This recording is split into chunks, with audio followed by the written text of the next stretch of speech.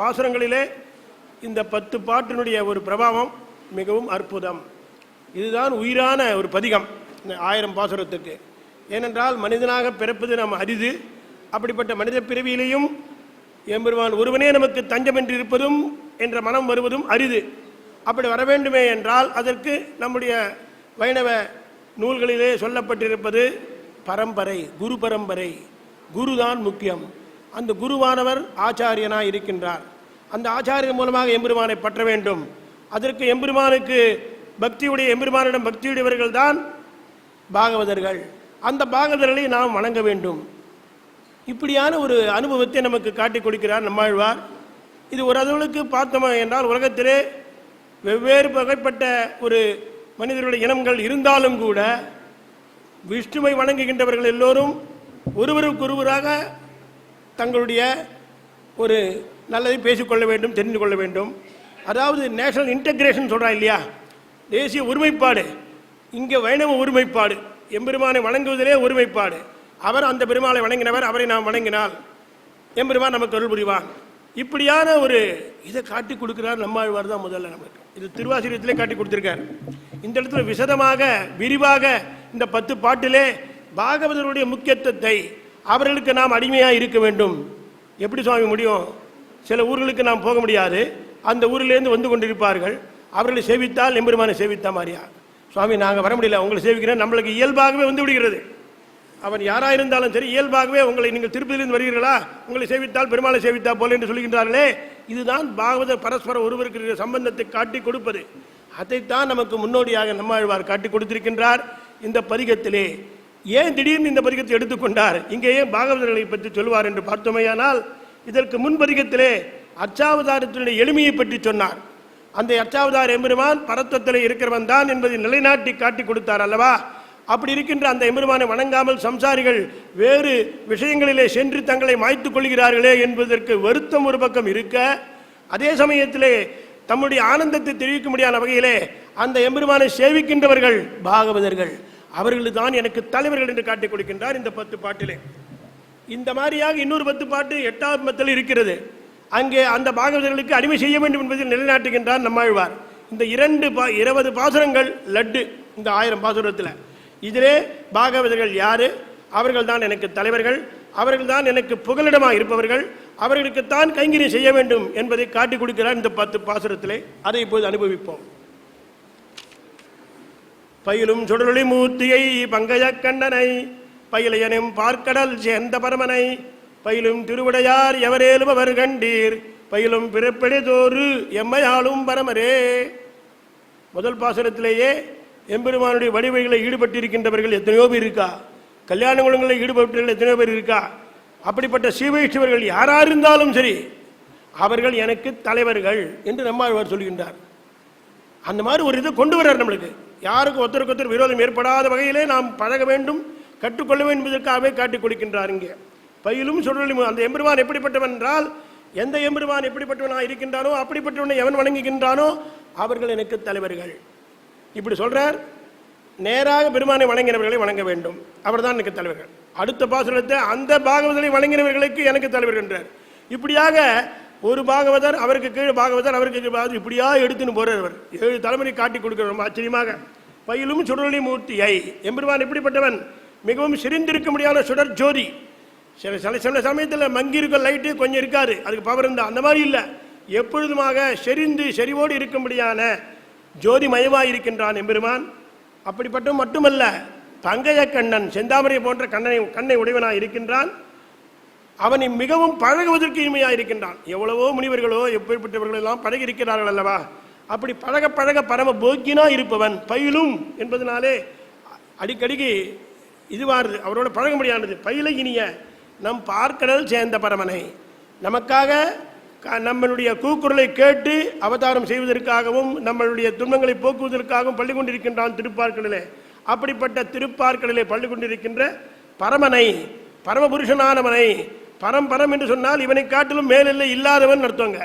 அப்படிப்பட்டவனை பயிலும் திருவுடையார் எப்பொழுதும் அனுபவித்துக் கொண்டிருப்பவர்கள்.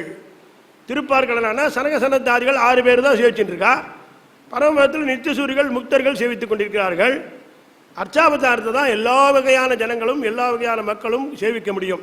ஆகையாலே இப்படிப்பட்ட நிரந்தர அனுபவம் பண்ணுகையாகிற செல்வத்தை உடையவர்கள் திருவுடையார் என்று சொல்லிவிட்டார். எம்பெருமான் ஒருவன் சேவிப்பானேயானால் அவன் செல்வம் பெற்றவன் ஆகின்றான். என்ன செல்வம்? இந்த உலகத்தில் பெறுகின்ற செல்வம் அல்ல, எம்பெருமான ஆகிய கைங்கரியத்தை பெறுகின்றான் அவன். அப்படிப்பட்ட நிரந்தர அனுபவம் ஆகிற அந்த செல்வத்தை பெற்றவர்கள் யாராயிலும், அவர்கள் பிறப்பு பற்றி கொஸ்டின் அல்ல, தொழில் பற்றி இங்கே சொல்லவில்லை, எதுவாக இருந்தாலும் அவர் பயிலும் பிறப்புடை அவர்களே மேன்மேலும் என்னுடைய பிறப்புக்கு அடிமை கொள்ளுவராக இருப்பவர்கள். நான் அவர்களுக்கு எந்தெந்த ஜென்மங்கள் பிறந்தாலும் அவர்களுக்கு அடிமையாக இருக்குவதற்கு தகுதியான இருப்பவர் என்றால் அவர் தலைவனாயிருப்பார். அவர் தான் என்ன சுவாமி பிறவி வானான்னு சொல்லி இதுக்கு முன்னாலாம் சொல்லியிருக்குங்க நீங்கள் முன்னியும் ஞானமட்டத்தில், இப்போ ஜன்மம் ஓணுன்றார அப்படின்னா பாகவத சேஷத்துக்காக சொல்லிக்கிறது. கொஞ்சம் பேர் நான் இந்த பெருமாளை சேவிச்சுட்டா அடுத்த பிறவியான கூட இங்கே தான் சேவிக்கிறேன் கொஞ்சம் பேர் சொல்கிறா. அந்த மாதிரி ஒரு அனுபவத்தில் இந்த இடத்துல பாகவத சேஷத்துடைய உரைப்பை காட்டுவதற்காக இந்த இடத்துல எம்மையாலும் பரவர் பயிலையும் பிறப்புடை தோறும் பிறவிகள் தோறும் எத்தைக்கும் 7 பிறவிக்கும் முந்தன்னோடு உத்தமே ஆண்டாள் சொன்னால் அல்லவா, அந்த வகையிலே நம்மை அறிவு கொள்ளுவராய் இருக்கின்ற சுவாமி தலைவர்கள் அவர்கள் என்று எம்பெருமானை வணங்கினவர்களை முதலாக இங்கே கொண்டாடுகின்றார் நம்மாழ்வார். அடுத்த பாசுரத்தில் எம்பெருமானுடைய திவ்ய சௌந்தரிய அழகிலே ஈடுபட்டிருக்கின்றார்களே அவர்களுக்கு சுவாமிகள் என்று சொல்லுகின்றார். இங்கே ஆளும் பரமனை கண்ணனை ஆடிப்பிரான் தன்னை தோளுமோர் நான் குடை தூமணி மன்னன் எம்மான் தன்னை தாளும் தடக்கையும் கூப்பி பணிமவர் கண்டீர் நாளும் பிறப்பிடதோறு எம்மையாளுடைய நாதரே. ஆளும் பரமன், இதுக்கு முன்னாடி பாசுரத்தில் நமக்கு கடைசியில் எம்மை ஆளும் பரமன் சொன்னாருங்க. அந்த பாகவதர்கள் எல்லாரும் எம்மை ஆழ்வார்கள், அப்படின்னா நாங்கள் அடிமையாயிருப்போம். இந்த இடத்துல அப்படிப்பட்ட எம்பெருமான் ஆளும் பரமன் ஆரம்பிக்கிறார் அந்தாதி. இங்கு ஆள்கின்ற பரமபுருஷன், உலகத்தை எல்லாம் ஆள்கின்றவென்று இங்கே எம்பெருமானுக்கு செல்கின்றது இந்த சொல்லானது. ஆளும் பரமனை, எம்பெருமானுடைய திவ்ய கீழ்ப்பாட்டிலே பரமனை பயிலுடையேனும் கண்டேன் சொன்னார். இங்கு ஆளும் பரமனை என்று சொல்லலாமா என்றால் சொல்லலாம். எம்பெருமானுடைய திருவடிகளிலே கீழே வந்து புகுந்திருக்கின்றார்கள் அல்லவா, அப்படிப்பட்டவர்களை எல்லாம் எம்பெருமான் ஆளுகின்றான். ஆகையாலே ஆளும் பரமனை என்று இங்கே சொல்லுகின்றார். இங்கே ஆளும் பரமனை, ஆளுகின்ற பரமபுருஷனை, கண்ணனை, கிருஷ்ணாவதாரத்தில் கண்ணனாயிருந்தவனை, ஆழிப்பிரான் தமச பரமோத, அதாவது தேவிக்கு பூர்வ சந்தியாம் ஆவிர்பவன் சொல்ற பொழுதே சங்க சக்கரத்தோடு வந்தான் இல்லையா, அதனால் ஆழிப்பிரான் தன்னை திருவாழி ஆழ்வானை கையிலே உடையவராயிருப்பவன். பிரான் என்று சொன்னதுனாலே கிருஷ்ணாவதாரத்தில் ஆயுதம் இடையன்னு சொன்னா கூட திருவாழி எடுத்து இது பண்ணான் இல்லையா, அதனால் திருவாழியுடைய உபகாரகனானவனை, சிசுபாலனை ஏதாவது கண்டாகரனை என்றதுக்கோ இல்லை சீமாலிகன் பண்ணுறதுக்கோ சக்கரத்தால் இது பண்ணான், அப்படியாக உபகாரமானவனை. ஓர் 4 தோளும் உடை, ஓர் ஒப்பற்றிருக்கும்படியான 4 தோள்களையும் உடையவனாய் இருப்பவன் அவன். தூமணி மன்னன், தொழில் மாமணி போன்றல்லாமல் தூமணி மன்னன், தூய்மையாக ஒரு அந்த மணியிலே எந்த ஒரு இதுவும் இருக்காது, குற்றமும் இருக்காது, அப்படிப்பட்ட பரிசுத்தமான நீலமணி போன்ற நிறத்தை உடையவன். நிறம் என்று மன்னனுக்கு சப்தத்துக்கு நிறம் என்ற பொருளிலே சொல்கின்றார் இங்கே. அப்படிப்பட்ட எம்பெருமானை தாளும் தடக்கையும் கூப்பி, கால்களையும் கைகளையும் கூப்பி, என்ன சுவாமி இவ்வளோ கரெக்டாக சொல்லணுமா, அப்படியே இப்படி தான் சேவிக்கிறோமான்னாக்கா, தாள்களை ஏன் கூட்டி கொண்டு சேர்க்க வேண்டும் என்றால் வேறு கதி இல்லாமையும் தெரியப்படுத்துவது. இது பகவானுடைய பக்தர்களை அனுபவிக்கும் பொழுது மற்றவர்கள் எனக்கு தஞ்சம் கிடையாது, மற்றவர்கள் எனக்கு தலைவர்கள் கிடையாது என்பதை தெரிவிப்பதற்காக நம்முடைய கால்களை வேறு இடத்துக்கு செல்லாது. உன்னையன்றி வேறென்று எனக்கு கலி இல்லை, நீதான் கதி. இங்கேயும் சேவிக்கிறது, அங்கேயும் போகிறது, எல்லா இடத்துக்கும் போகிறது இல்லை. விஷ்ணுனா பரசப்தம் ஒத்தந்தான், அவனை தான் வைணவர் வணங்குறவன் தான் வைஷ்ணவன். ஆகையாலே அந்த எம்பெருமானை சேவிக்கும் போது கால்களை கூப்பிக்கொள்ள வேண்டும். அதே சமயத்தில் கையில் ஏதாவது அவனுக்கு 10 ரூபாய் சமர்ப்பிச்சுட்டு சேவிக்கிறது இல்லை, கையில் ஒன்றுமில்லாமையே தெரியப்படுத்துவதற்காக கையை கூப்பிக்கொள்ள வேண்டும்.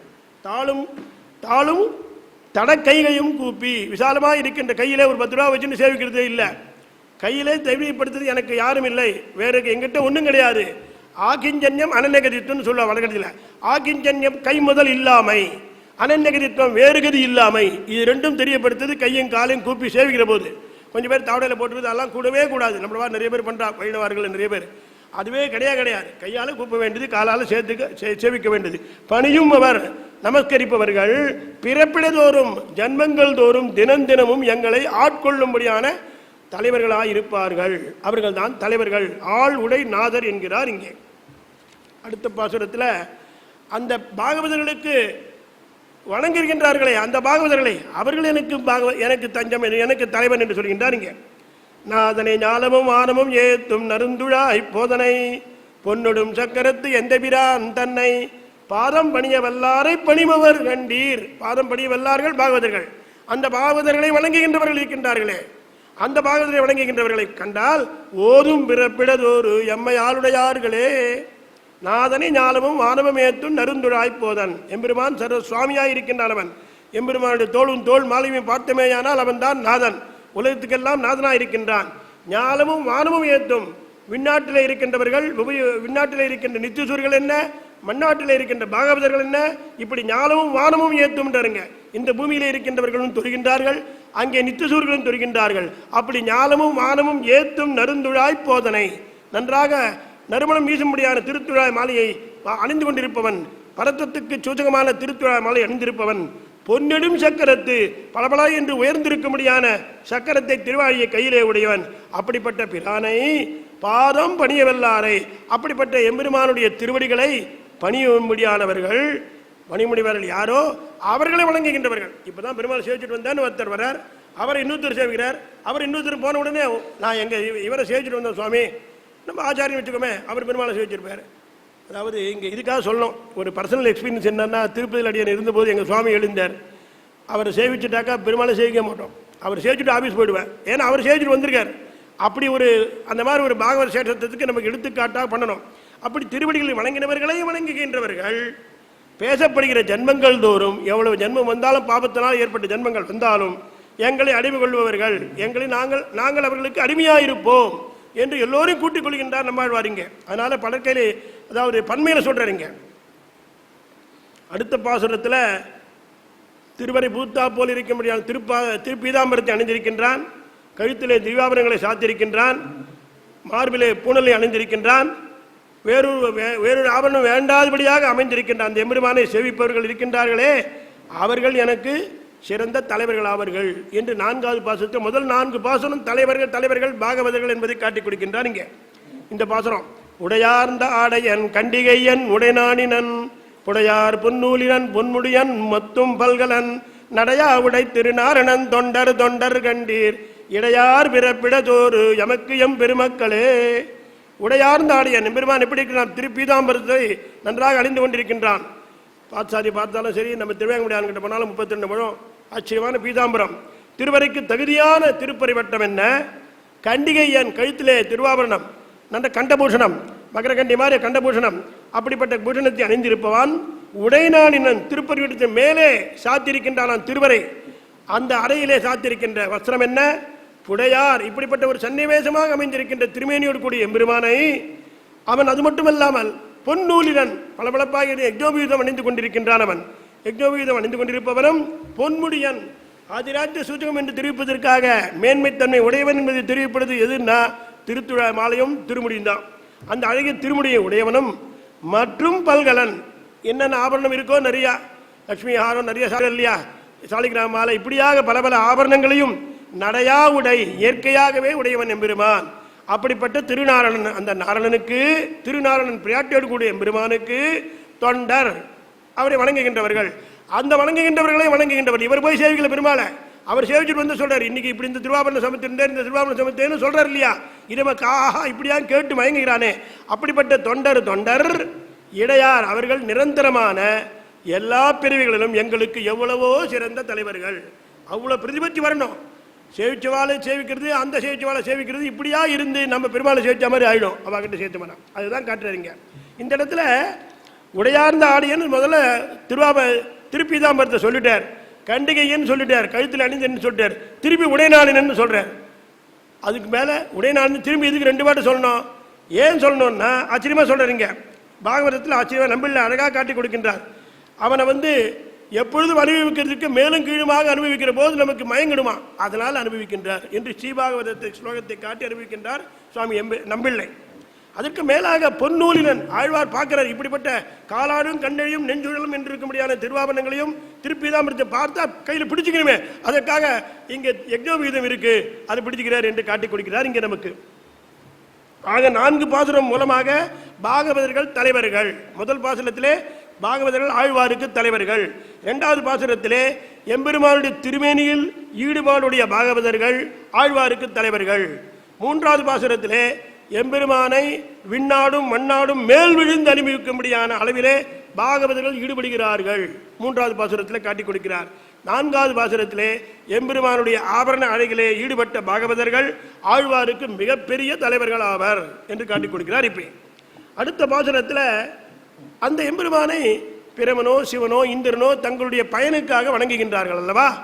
அப்படி வேறு பயனை கருதி வணங்குகின்றவர்களே என்று அந்த பாகவதர்களை வணங்குகின்றார் நம்ம ஆழ்வார் இந்த பாசுரத்தில். இதற்கு முன்னாடி இயல்பாகவே வேறு பயனை கருதாமல் எம்பெருமானையே பயனாக கருதி வணங்குகின்ற பாகவதர்களை தான் தலைவர்கள் என்று சொன்னார்.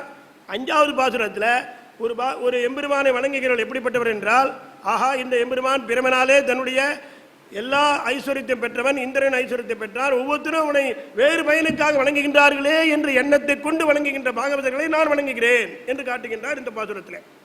பெருமக்கள் உள்ளவர்தம் பெருமானை அமரர்கட்கு அருமை வழிய அன்று ஆரமுது ஊட்டிய அப்பனை பெருமை பெதற்ற வல்லாரை பெதத்தும் அவர் கண்டீர் வறுமையும் இம்மையும் நம்மையளிக்கும் பிராக்களே. பெருமக்கள், பெருமக்கள் என்று சொன்னால் நித்தியசூரிகள் தான். பெரிய மக்கள், மக்கள்ல சாதாரண மக்கள், இங்கே அறிவு இருக்கும் அறிவில்லாத இருக்கும் எல்லாரும் இருக்கா. ஆனால் பெருமக்கள் என்று சொல்லும் பொழுது நித்தியசூரிகள்னு காட்டி கொடுக்கிறாருங்க. அப்படிப்பட்ட நித்தியசூரிகள் எல்லோருக்கும் தலைவனாயிருக்கின்ற எம்பெருமான் அமரர்கட்கு அருமை வழியா சாபாவை வேண்டி தேவர்கள் எல்லோரும் எம்பெருமானை வேண்டினார்கள் அல்லவா? எங்களுக்கு சாகா மருந்து ஓணும் அமுதம் ஓணும் கேட்டார்கள் அல்லவா? ஒரு பயனை கருதி அல்லவா எம்பெருமானை வணங்கினார்கள். அப்படி அமரர்கட்கு அருமை ஒழிய அவர்களை அருமைப்படாதபடி, அவர்கள் கஷ்டப்படாதபடி, துன்பப்படாதபடி முன்பொரு காலத்திலே ஆரமுது ஊட்டிய, ஆர் என்றால் பூர்ணமாக முழுமைன்னு அர்த்தம், ஆறுதல் பொருந்துதல் நிறைதல் நிறுத்தம், அந்த மாதிரி இந்த இடத்துல முழுமையாக அமுதத்தை உண்பித்தவன் எம்பெருமான். அப்படிப்பட்ட எம்பெருமான் அப்பன், அப்பன்னா உபகாரகன் அர்த்தம். பிரான் அப்பன் இவையெல்லாம் உதவி செய்பவனுக்கு அப்பன்னு பேரு. என்னப்பா என் இருளிகேசான்னு சொல்லலையா, அங்கெல்லாம் உபகாரகன்னே அர்த்தம், தலைவன் அர்த்தத்தில் வராதிங்க. எம்பெருமான் நம்ம கூட அப்பா நமக்கு பையனுக்கு உபகாரம் செய்யறதுனால தான் அப்பான்னு சொல்றான். எம்பெருமானை உத்தேசித்து பெருமை, அவனது பெருமைகளை எல்லாம் பிதற்ற வல்லாரை ஒரு கிரமம் இல்லாமல் பிதற்றுகின்றார்கள் இருக்கின்றார்களே, அப்படிப்பட்ட பாகவதர்கள். அந்த பாகவதர்கள் எப்படி என்றால், அந்த ராமாயணத்திலேயோ இல்லை பாகவதத்திலேயோ எம்பெருமானுடைய குணங்களை பலவிதமாக சொல்லி பிதற்றுவார்கள் நிறைய பேர் பாகவதர்கள். அப்படிப்பட்ட பிதற்றதை நாம் பிதற்றலாம் நினைக்கக்கூடாது, பக்தியோடு செய்கின்றார்களே அப்படிப்பட்ட பாகவதர்களை, அந்த பாகவதர்களை இன்னைக்கு இவர் சொன்னார் இப்படி சொன்னார் என்று சொல்லுங்க முடியாது. இன்னொரு பாகவதர் இருக்கிற அளவின்றி சொல்லுகின்ற துதிக்கும் அவர்கள் வறுமையும் இம்மையும் இந்த லோகத்திலையும் மேலுலகத்திலையும் நம்மை உய்விக்கும் உயர்ந்த சாலத்திலே கொண்டு சேர்க்கும்படியாக தலைவர் அவர்கள் என்று இந்த பாசுரத்தை காட்டிக் கொடுக்கிறார் சுவாமி நம்மாழ்வார். பெருமக்கள் உள்ளவர்தம் பெருமானை என்று சொல்லும் பொழுது பெரியோர்கள் யார் இருக்கின்றார்களோ அவர்கள் எல்லோருக்கும் பெரியவராக இருக்கின்றவர்கள் என்ற அர்த்தத்தை வெளியும் காட்டணும் என்று காட்டிக் கொடுக்கிறார் காஞ்சி சுவாமி. அடுத்த பாசுரத்தில் இப்படி வேறு பயனை கருதி எம்பெருமானை விரும்புவது மட்டுமல்லாமல் எம்பெருமானையே அனுபவிப்பதற்காக வழிவழிகை அனுபவிக்கின்றிருக்கின்றார்களே, அப்படிப்பட்ட எம்பெருமானை அனுபவிப்பவர்கள் தான் எனக்கு காப்பாளர்கள். இதற்கு முன்னாடி 4 பாசுரத்திலே எனக்கு தலைவர்கள் என்று சொல்லிவிட்டார். எப்பொழுது நமக்கு தலைவன் ஆகிவிட்டானோ, நாம் அவர்களுக்கு அடிமையாகிவிட்டோமோ, நம்முடைய கஷ்டங்களையோ சுகங்களையோ எல்லாம் அவன் செய்து வைக்க வேண்டும் அல்லவா, அவனை தஞ்சமாக பற்ற வேண்டும் அல்லவா. யாரை? பாகவதர்களை, எம்பெருமானை வழங்குகின்ற பாகவதர்களை தஞ்சமாக பற்றுகின்றார். 5, 6, 7 அளிக்கும் பரமனை கண்ணனை ஆடிப்பிரான் தன்னை துளிக்கும் நெருங்கண்ணி தூமண்ணினை எம்மான் தன்னை ஒளிக்கொண்ட சூரியை உள்ளத்து கொள்ளும் அவர் கண்டீர் சரி பின்னி ஆண்டி அம்மை சென்ம சென்மாந்தரங்காப்பரே. அளிக்கும் பரமனை கண்ணனை, அளிக்கும் உபகரிக்கும் உபகாரம் செய்பவன், தனக்கு மேலில்லாதபடி இன்னொருத்தர் அந்த மாதிரி உபகாரம் செய்ய முடியாது, அப்படி செய்பவன் எம்பெருமான் ஒருவன் தான். அளிக்கும் பரமன், ஆகையாலே பரமன் என்று சொல்லப்படுகின்றான் அவன். அப்படிப்பட்டவனாகிறவன் எப்படி அவதாரத்திலே கண்ணனாக அவதரித்தான் அல்லவா, அப்படிப்பட்ட கண்ணனை ஆடிப்பிரான் தன்னை திருவாழியை கையிலே கொண்டிருப்பவன். அவன் மகோபகாரம் கையில வச்சுக்கணும். எப்போ எந்தெந்த கருதுமிடம் பொருதுமிடல் எந்தெந்த அவதாரம் எடுத்தாலும் நேராகவும் சில இடத்துல திருவாழி திருச்சங்குகள் இருப்பார்கள், சில இடத்துல மரபாகவும் வந்து வருவார்கள். அப்படியாக அழிப்பிரான் தன்னை துளிக்கும் நெருங்கண்ணி, துளித்தேன் வெள்ளமிடும்படியாக இருக்கின்ற நன்றான வாசனை பொருந்திய மாலை அணிந்திருப்பவன் எம்பெருமான். திருத்துராயம் மட்டுமல்ல, இன்னும் நிறைய புஷ்பங்கள் எல்லாம். அப்படி துளிக்கும் நெருங்கண்ணி தூமணி மன்னன் தன்னை அழுக்கற்று அப்பழுக்கற்று இருக்கும்படியான, அப்பழுக்குன்னா அப்புன்னா ஜலம், அழுக்குன்னா மீதி ஜலம் அழுக்குலாம். அதனால் அப்பழுக்குன்றதுக்கு பல பேருக்கு அப்புன்னா ஜலம், ஜலத்தாலேயும் ஏற்பட்ட அழுக்கும் கூடாது இருக்கணும். அதனால் அப்பழுக்கற்ற மாணிக்கம் போன்ற வடிவை உடையவன். ஒளி கொண்ட சோதியை தன்னிடத்திலே ஒளிமற்றையும் கொண்டிருக்கின்றான். அளவற்ற தேஜோரூபமான அந்த திவ்யமங்கல விக்கிரகம், அப்படிப்பட்ட திருமேனியுடையவனான எம்பெருமானை உள்ளத்துக் கொள்பவர், நெஞ்சிலே அவனை பற்றி தாங்குபவர்கள், எப்பொழுதும் நினைத்துக் கொண்டிருப்பவர்கள். ஆஹா, இன்னைக்கு இந்த மாலை சாத்தினார், இந்த திருமுடி சாத்தினார் என்று நினைக்கின்றார்களே, அப்படிப்பட்டவர்கள் இருக்கின்ற பாகவதர்கள் எம்மை, எங்களை, நம்மோடு எல்லாரும் சேர்த்துக்கிறார், சலிப்பியின்றி ஒரு காலம் கைவிடாமல் அடிமை கொண்டு ஜன்ம ஜன்மாந்தரம் காப்பரே, எத்தனை ஜன்மமானாலும் நம்மை காக்கும்படியாக இருப்பவர்கள் அவர்கள். ஆஹா, இப்படிப்பட்டவன் வந்தானே, எம்பெருமானுடைய குணங்கள் நாம் சொல்வதை கேட்டானே, அவனுக்கு என்ன பண்ணணும்னு பண்ணி கொண்டு செய்வார்கள் என்று காட்டிக் கொடுக்கிறார் இந்த பாசுரம் மூலமாக. இப்படி அடியார்கள் திறத்து அடிமை செய்யும்படியான அவனுடைய பெரிய உதவிகளை நினைத்து அப்படிப்பட்டவர்களை பிதற்றுகின்றார்களே, அந்த பிதற்றுபவர்களை பிதற்றுபவர்கள் எங்களுக்கு சுவாமிகள் என்று மேலும் சொல்லுகின்றார் இங்கே. அதாவது எனக்கு தஞ்சம். எப்படி சொல்லுகின்றார்?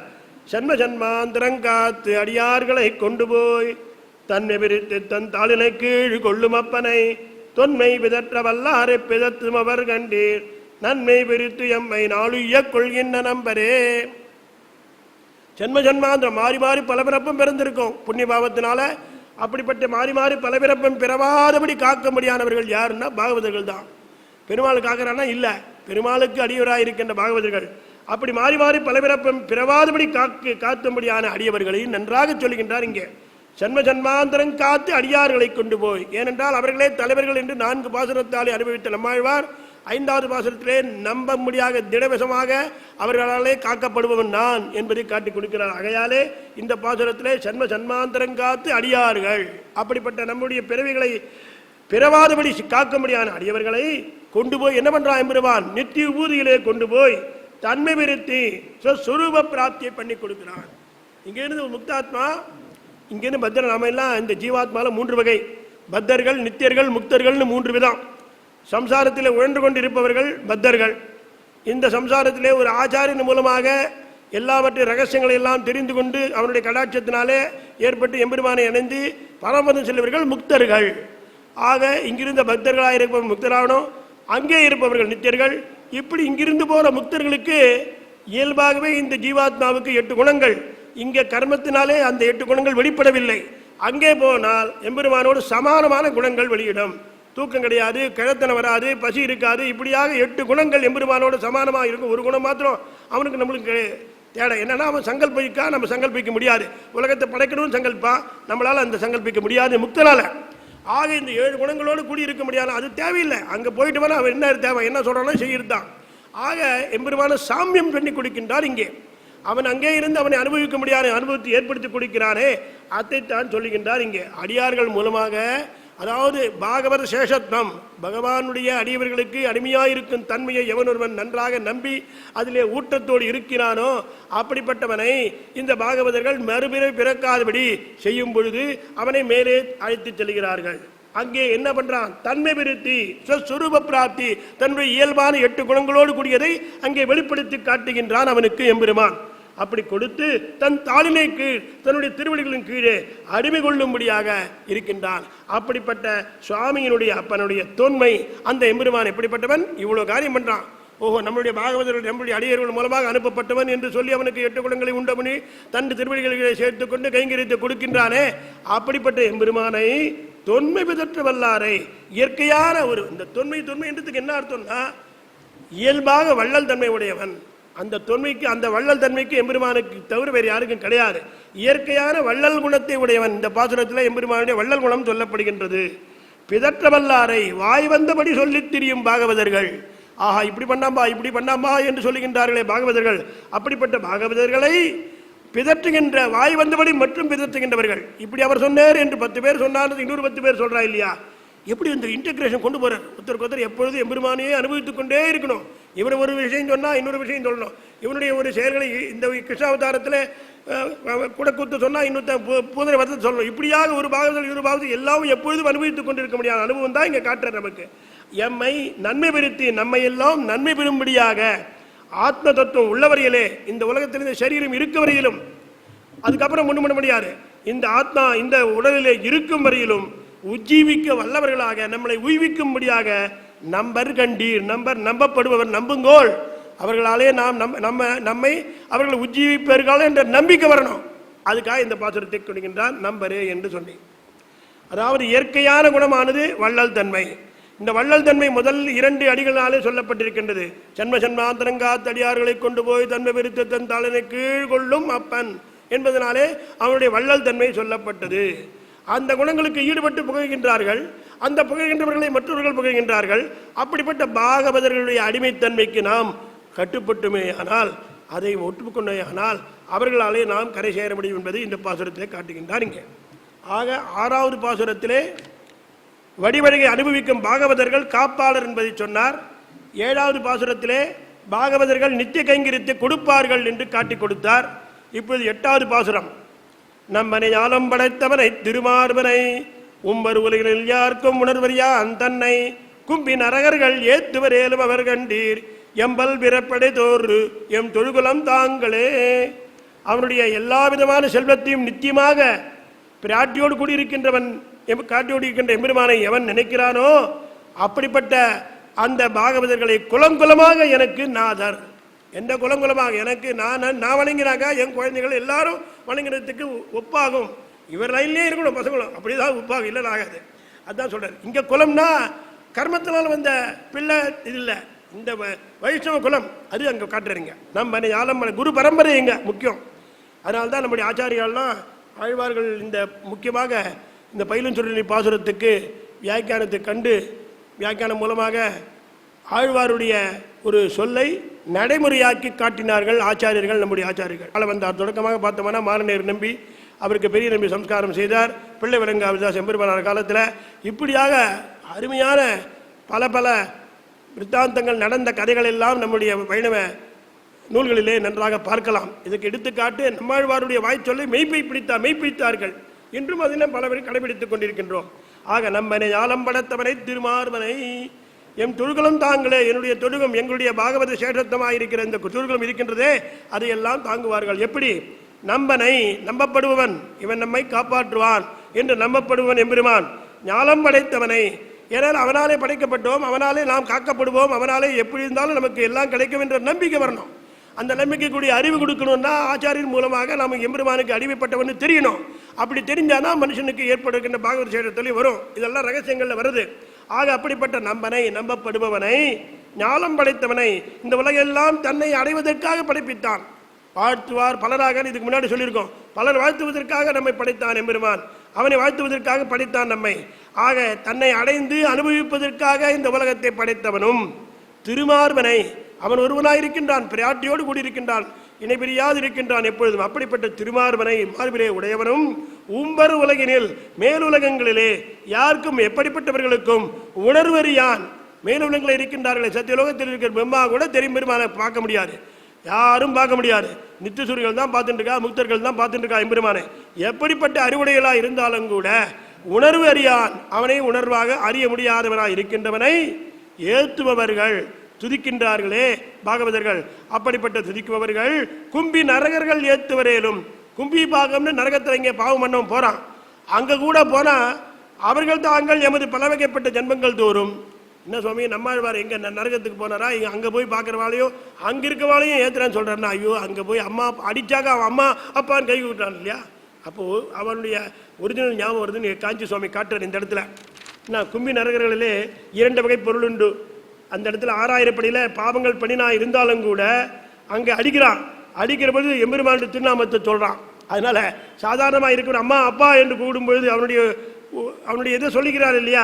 அதனால மகா பாபியாக இருந்தாலும் கூட கும்பிபாக நரகத்திலே கிடந்தும் அங்கே திருநாமத்தை சொல்லுவதாக ஏற்பட்டிருக்கின்றார்களே, அப்படிப்பட்டவர்களும் கூட எமது பலவகைப்பட்ட ஜென்மங்கள் தோறும், எனக்கு பின்னாடி ஏற்பட போகின்ற ஜென்மங்கள் தோறும் யாம் தொடும்படியாக குலி நரவார்கள் என்று காட்டிக் கொடுக்கிறார் இந்த பாசுரத்தில். அடுத்த பாசுரத்தில் ஆச்சரியமா இதை நல்லா காட்டுறேன். இந்த 7வது பாசுரத்தில் பாகவதர்கள் நித்திய கைங்கரியத்தை கொடுப்பார்கள் என்று சொல்லிவிட்டார். 8வது பாசுரத்தில் திருமகளோடு கூடியிருக்க முடியாத எம்பெருமானை துதிப்பவர்கள் கைங்கரியத்தை ஏற்றுக்கொள்பவரால் அடையப்படுபவர்கள். கைங்கரியத்தை ஏற்றுக்கொள்பவன் எம்பெருவான், அந்த எம்பெருவானாலே அடையப்படுவா இருப்பார்கள் இந்த பாகவதர்கள் என்று காட்டிக் கொடுக்கின்றார். அடுத்தது 9வது பாசுரத்திலே எவ்வளவு இந்த பாகவத சேஷத்தினுடைய உரைப்பை அருமையாக காட்டுகின்றார் இந்த பாசுரத்தில். குலந்தாங்கு சாதிகள் நாளிலும் கீழ் இழிந்து எத்தனை நலந்தான் இல்லாத சண்டாளர்கள் ஆயிலும் வளந்தாங்கு சக்கரத்தன்னல் மணிவண்ணற்கண் ஆளுந்து உள்கலந்தார் ஆள் என்று உள்கலந்தார் அடியார் எம் தம் அடியார் எம்மடிகளே. குலந்தாங்கு சாதிகள் நாளிலும் கீழிருந்து நம்மாழ்வார் காலத்திலே இருந்து சொல்றார். குலந்தாங்கு சகல குலங்களுக்கும் ஆதாரமாக இருக்கின்றது எது? பிராமணன், சத்திரியன், வைசியன், சூத்ரன் என்று இந்த 4 ஜாதிகளிலும் கீழிருந்து அதற்கு கீழாக இருக்கிற ஜாதியினை இருந்தாலும் கூட, மிகவும் தாய்வினை எல்லையற்று இருந்தாலும் கூட, அவனும் எம்பெருமானாலே படைக்கப்பட்டவன் அல்லவா? ஆகையால் அவனுக்கும் ஒரு பிளேஸ் உண்டு. இங்க அதுதான் காட்டுறீங்க.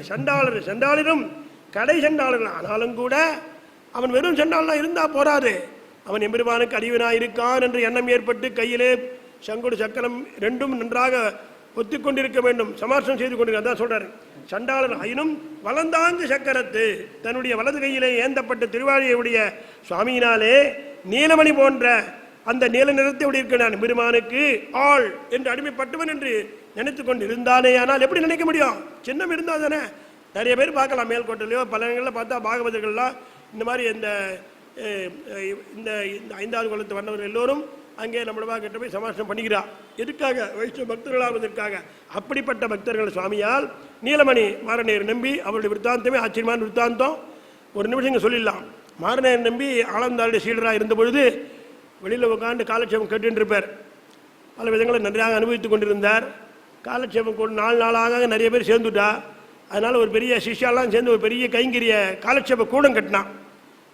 காலட்சேபம் கூடம் கட்டின உடனே நாளைக்கு கிரகப்பிரவேசம் வச்சிருக்கா. அந்த இதுக்கு ஆளை வந்தார். இவர் பார்த்தார் மாரநேயர் நம்பி, நாளையிலேருந்து உள்ளே போகிறதுக்கு வசதி இல்லை, நம்மளை வெளில உட்காந்தும் கேட்கறதுக்கு முடியாது, அந்த கூடம் எப்படி இருக்குது போய் பார்க்கணும், யாருக்கும் தெரியாமல் முதல் நாள் மத்தியானம் போய் பார்த்துட்டாராம். இவர் அந்த கூடத்தை பார்த்தார். ஆஹா, இப்படிப்பட்ட கூடத்தில் நாளையிலேருந்து ஆரம்பமா, இது யாரோ பார்த்துருந்தா வெளில ஆளை வந்தார்ட்டு போய் சொல்லிட்டா.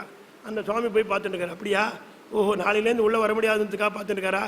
கிரகப்பிரவேசம் தெரியா கிடையாது, இன்றைக்கே காலட்சேபம் தொடங்க ஆரம்பித்தாராம். அது ஆளவந்தாருடையது. இது சரித்திரம், பராந்தகன்ற ஊரில் இருக்க சரித்திரம். ஆக வலந்தாங்கு சக்கரத்தன் மணிவண்ணனுக்கு ஆள் கலந்தார். மணிவண்ணனுக்கு ஆள் என்று இவன் மணிவண்ணனுடைய ஆளவன் அடியவன் என்று தெரிந்து கொண்டு உள்கலந்தார். அடியார் தம்மடியார் எம்மடிகளே என்று சொல்கின்றார். இங்கே உண்மையான அதாவது அந்த எம்பெருமானுக்கு நீலமணி போன்ற எம்பெருமானுக்கு ஆள் அடிமைப்பட்டவன் என்று உள்கலந்தார். உண்மையான சொரூபத்தினை ஞானமுடையவர்களுக்கு அடிமைப்பட்டிருக்கின்றார்களே, அதாவது மாரநேயர் நம்பியை உகந்திருக்க முடியாத பெரிய நம்பிகள், அந்த பெரிய நம்பிகளை வணங்குகின்றவர்கள். அப்படியாக வந்த ஒரு உதாரணத்துக்கு ஒரு ஆச்சாரியர் காமிச்சோம். அப்படியாக இவர்கள் அவர் என்ன அவருக்கு பண்ணார்? எம்பெருமான காலத்திலே 2 பேருக்கு இது வந்ததுங்க. என்ன அவருக்கு போய் பண்ணலாமான்னா, அண்ணா கடலோசியா ஜடாயுக்கு மோட்சம் கொடுத்தானே, அவன் யார்? ராமன் கொடுத்தானே, அது என்ன கடலோசியான்னு கேட்கிறாருங்க. பெரிய விற்த்தாந்தம் அது. அந்த மாதிரியாக இல்லாமல் எம்பெருமானை வணங்குகின்றவர்களுக்கு இப்படி போய் செய்தானே என்று சொல்வதற்காக அப்படிப்பட்ட அடியவர்களுக்கு அடிமைப்பட்டவர்கள் எனக்கு தலைவர்கள் என்று காட்டிக் கொடுக்கிறார். இந்த பாசுரத்திலே 8வது பாசுரத்திலே திருமகள், அதாவது தூயன, அதாவது 8வது பாசுரத்திலே 9வது பாசுரத்திலே தூயனான அனுபவிக்கும் பாகவதர்கள் 3 தலைமுறைக்கு தலைவர்கள் என்று காட்டிக் கொடுக்கின்றார். இங்கே அடியவர்கள், அடிமைப்பட்டவர்கள் உள்கலந்து அடியார் தம் அடியார் எம்மடிகள் என்று 3 விதமான தலைமுறையை காட்டுறீங்க. முக்கியமாக திருமிஷி ஆழ்வார், திருப்பாணாழ்வார், ஆழ்வார்களையும் அப்படி பார்க்கலாமே. நம்பாடுவான் இப்படி போல்வார்கள் எல்லோரும் பரம விலட்சணமான உத்தேசித்திருந்தார்கள் அல்லவா, பரமவத்து பாகவதலாக இருந்தார்கள் அல்லவா, அவர்களை சரித்திரத்தெல்லாம் நினைத்து பார்க்க வேண்டும். இந்த இடத்துல அடுத்த பாசுரத்தில் ஆச்சரியமாக சொல்றார். இந்த உலகத்தை ஒரு கால் அலைந்தால் எம்பெருமான் அப்படி எல்லா தலையும் இன்னார் அணியார் என்று பார்க்காமல் அவருடைய தலையிலெல்லாம் திருவடியை வைத்தான். நம்ம திருவடியிலே நம்ம தலையில வச்சான்னு யாருக்கா தெரியுமா? தெரியாது. அப்படிப்பட்ட எம்பெருமான், இந்த அப்படிப்பட்ட எம்பெருமானை வணங்குகின்ற அடியவர்கள் 7 தலைமுறை இருக்கா. அந்த 7 தலைமுறைக்கு கீழே நான் சொல்றேன். நம்ம இந்த மாதிரி யாருமே சொல்லலை. அடியார்ந்த வையமுண்டு ஆளலை அன்னவசம் செய்யும் படியாது மில்குறவி படி எந்த பிரான் தனக்கு அடியார் அடியார் தம் அடியார் அடியார் தமக்கு அடியாடியார் தம் அடியார் அடியவங்களை அப்படி பிரிக்கணும். அடியார்ந்த வையமுண்டு ஆளலை அன்னவசம் செய்யும் படியாது மில்குறவி படி எந்த பிரான் தனக்கு அடியார் அடியார் தம் அடியார் அடியார் தமக்கு அடியார் தம் அடியார் அடியோங்களே. அடியார்ந்த வையம், இந்த பூமியானது திருவிக்கிரமதாரத்திலே எம்பெருமானாலே அளக்கப்பட்டது. திருவிடி சம்பந்தம் பெற்ற இந்த உலகை உண்டு அதே சமயத்திலே பிரளய காலத்திலே தன் திருமையத்திலே வைத்து உண்டு ஆளிலே பள்ளி கொண்டால் அல்லவா. அப்படிப்பட்ட அந்த வளர்ந்த படியாதுமில் சிறிதும் உபமானம் இல்லாதபடி சிறு குழந்தையாக இருந்தால் அவனுக்கு ஒப்பு கிடையாது. ஆளநீர் வேலன்னு உள்ளதோ விண்ணதோ மன்னதோ சூழ் கொண்டெடுத்தாய் சொல்லுன்னு சொல்றார். நீ இப்படி படுத்தினியா அப்படி படுத்தினியா என்னன்னு தெரியலையப்பா என்று அப்படிப்பட்ட சிறு குழவையான பருவத்தை உடைய எந்தை எம்பெருமானுக்கு அடியார் அடியார் அடியார் தம் அடியார் முதல்ல 7 தலைமுறை காட்டுறாங்க. அடியார் அடியார் தம் அடியார் அவருக்கு அடியார், அவர் அடியார் தமக்கு, அந்த அடியார் தமக்கு அடியார், அந்த அடியார் தமக்கு அடியார்தம், அப்படிப்பட்டவர்களுக்கு அடியார். அவர்கள் தான் எனக்கு அடிமைப்பட்டவர்கள், நான் அவர்களுக்கு அடிமைப்பட்டவன். அந்த 7வது ஸ்தானத்தில் இருக்கின்ற அடியவர்களுக்கு பாகவதர்களுக்கு நான் அடிமைன்னு சொல்றார் நம்மாழ்வார் இந்த பாசுரத்திலே. இது முக்கியமான பாசுரங்க. இப்படி என்ன சுவாமி உடனே நம்பல ஆச்சரியமா இந்த இடத்துல கேள்வி கேட்டுக்கிறார். தம்முடைய ருச்சிக்கு ஒரு எல்லை இல்லையா, இப்படி பாட்டு சொல்லிட்டே போயிட்டு இருக்க வேண்டியதானா அப்படின்னா, இடமில்லைங்க, பாட்டில் இடமில்லை இல்லைன்னு நிறைய சொல்வார். 14 சொல்லிட்டு பேர் சந்தஸ்தில் இதுக்கு மேலே போக முடியாதனாலே செய்யுள் நிர்பந்தத்தை நோக்கி அடியார் அடியோங்களே என்று நிறுத்திவிட்டார். அவ்வளவு சேஷத்துவத்தினுடைய உரைப்பை காட்டுவதற்காக நம்மாழ்வார் மனதிலே உண்மையை எடுத்து காட்டினார். அடிமைத்தன்மை எம்பெருமானுக்கு அல்ல, எம்பெருமான் அடியவர்களுக்கு அடிமையாயிருக்கின்ற பாகவத சேஷத்துவம் அது முடிக்கிறதுக்கே இல்லை அப்படின்னு காட்டி கொடுக்கிறார். இங்கே அடுத்த பாசத்தில், கடைசி பாசத்தில் 10வது பாசுரத்தில் ஆளிலை துயில்பவனான எம்பெருமானுக்கு அடியரானவர்களுக்கு தர்மரை அடின்னு சொன்னார். இதுக்கு முன்னாடிலாம் அவருடைய விருத்தாந்தம் சொல்ற போது இந்த இடத்துல பிரளய காலத்திலே எல்லோரையும் காப்பாற்றினான் அல்லவா, அதனால எல்லாரும் சமம் அப்படின்னு தெரியுது. அப்படிப்பட்ட சமமாக இருக்கிறவர்கள் எவ்வாறு நம்ம இது பண்ணக்கூடாது இல்லையா? அப்படிப்பட்ட ஆளிலை துயின்றவனான அடியவர்களுக்கு 7 தலைமுறையும் நான் அடிமை என்று காட்டிக் கொடுக்கின்றார். இங்கே அடுத்த பாசுரத்திலே இந்த 10 பாசுரத்தை அனுசந்தித்தால் பிறவி பயன் தீரும் என்பதை காட்டுகின்றார். இங்கே அடியோங்கு நோற்றுவர் வீய அன்று 5 கருள் செய்த நெடியோனை தென்குருகூர் சடகோபன் குற்றவல்கள் அடியார்ந்த ஆயிரத்துள் இவபத் அவன் தொண்டர் மேல் முடிவு ஆரக்கற்கைக்கில் சன்னம் செய்யாமை முடியுமே. இந்த திருவாய்மொழியை நன்றாக சொல்ல வல்லவர்களுக்கு ஒரு நாளும் பிறவியானது ஏற்படாது என்று சொல்கின்றார். இங்கே அடியார்ந்த வையம் உண்டு, அடியோங்கு நூற்றுவர் வீய, அடியோங்கு தங்களுடைய ராஜ்யத்தை எல்லாம் போக்கட்டுக்கு போக முடியாது செய்தார் அல்லவா துரியோதனன். அப்படிப்பட்ட துரியோதனர்கள் எல்லோரும் முடியும்படியாக அன்று அந்த காலத்திலே கிருஷ்ணாவதார காலத்திலே 5 அருள் செய்த பஞ்ச பாண்டவர்களுக்கு அருள் செய்த நெடியோன் திருமால். நெடியோன்ற சப்தம் நெடியானே வேங்கடவாலின் கோயிலின் வாசல், இந்த மாதிரி தமிழ் பிரயோகம் 4000 பிரபந்தத்தான், மற்ற எங்கேயுமே கிடையாது தமிழ் இலக்கியத்தில். நெடியோன் குன்னம் சிலப்பதிகாரத்தில் வருது. நெடியோன் என்ற சொல்லுக்கு என்னன்னா எங்கள் சுவாமி சொல்வார், இந்த நெடுமை என்பது ஒரு அப்ஜெக்டிவாக தான் இன்னொரு சொல்லோடு வரணும். ஆனால் இதுவே ஒரு பெயர் சொல்லாகவே ஆழ்வார்கள் காட்டியிருக்கின்றார்கள். நீட்சி, எதில் நீட்சி? அவனுடைய வாட்சத்திலே நீட்சி, அவனுடைய செயலே நீட்சி, எல்லாத்தையும் கூட வச்சுன்னு போகலாம். இதை நெடியோன் இந்த திருமால் என்பதிலே நோக்காக காட்டுகின்றார். இங்கே நெடியோனை திருமாலை, ஏன்னா இதுக்கு முன்பாட்டத்தில் பிராட்டியோடு சொன்னார் இல்லையா, அப்படிப்பட்ட திருமாலை நோக்கி தென்குருகூர் சடகோபன் குற்றவல்கள் அழகிய திருநகரிக்கு தலைவராயிருக்கும்படியான ஆழ்வாருடைய கைங்கரியத்துக்கு ரூபமான அடியார்ந்த அர்த்தம் எல்லா விதமான விலட்சணங்களும் புரிந்திருக்கும்படியான சம்பன்னமான இந்த எல்லா விதமான லட்சணங்கள்லாம் புரிந்திருக்கின்றது இந்த திருவாய்மொழிக்கு. அப்படிப்பட்ட 1000 பாசுரத்துள்ளும் அவன் தொண்டர் மேல், அவனுக்கு தொண்டர் எம்பெருமானுக்கு தொண்டரான பாகவதருடைய விஷயமாக முடிவான இந்த 10 பாசுரத்தை நிச்சயித்து சொன்ன இந்த பாசுரத்தை நெஞ்சிலே பொருந்தும்படியாக, ஏதோ படிச்சுட்டு போறோம் பாகவன் சொல்லிக்க நம்மளுக்கு நான் இல்லாமல் நெஞ்சிலே பொருந்திருக்க வேண்டும். அப்படிப்பட்ட நெஞ்சிலே பொருந்த கற்கிற்காரில் கற்கிற்பாரில், கற்பில்ன்றது கற்க கிற்கில் அர்த்தம். கில் என்ற சொத்து இங்கிலீஷ்ல கில் கொள்றது, இங்க வல்லமை உடைமைன்னு அர்த்தம். அதாவது கற்க வல்லவராகில் அப்படின்னா வெறுமை எல்லா மற்ற பாசங்கள்லாம் படிச்சுன்னு போயிடலாம். இது வல்லமை ஓணும், இருக்கு திட மனசு போகணும். அடாடா நம்ம பாகவதர்கள்லாம் முக்கியண்டா, அவர்களே நம்ம விட்டு கொடுக்கூடாது, யாராவது சேர்த்துட்டு வந்து அவளை நம்ம சேர்க்கணும், இப்படின்ற ஒரு திட வரணும்னா இந்த 10 பாட்டு நன்றாக தெரிய வேண்டும். அதனால கற்கிற்கில் கற்க வல்லாராகில்னு போட்டாருங்க.